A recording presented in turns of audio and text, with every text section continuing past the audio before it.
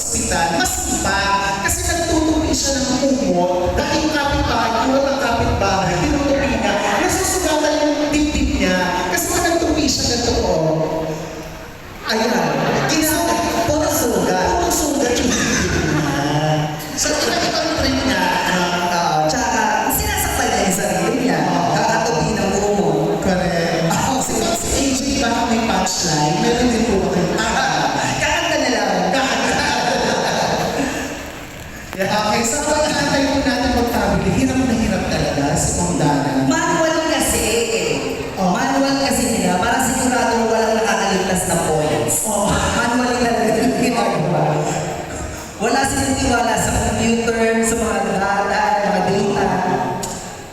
Ang mga Excel.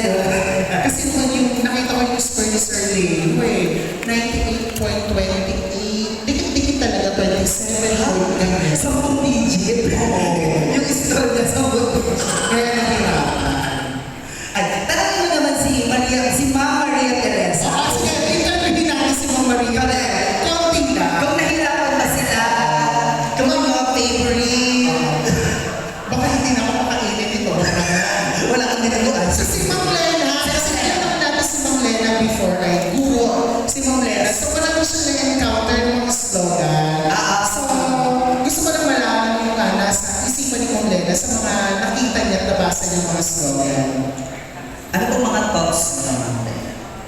Ang napili namin, yung may pinakamagandang paliwanag. Yes, ma'am, alam ka naman sa bakit po yung mga Panalo na. Sige po, ma'am, pero.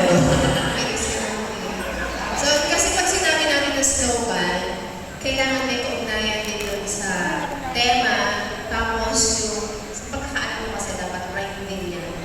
Rhyme siya, hindi yung basta parang sentence lang. So, kaya nga siya tinawag na slogan.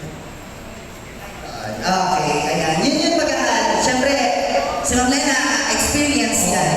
Kailangan rhyming, tapos pasok dun sa tema. Correct. Yung iyan. Kaya talaga pasok na pasok yung ating mga judges. Ay, tanongin natin, mga judge, saan po ba kayo mas nag-focus? Doon sa paliwanag o doon mismo sa slogan?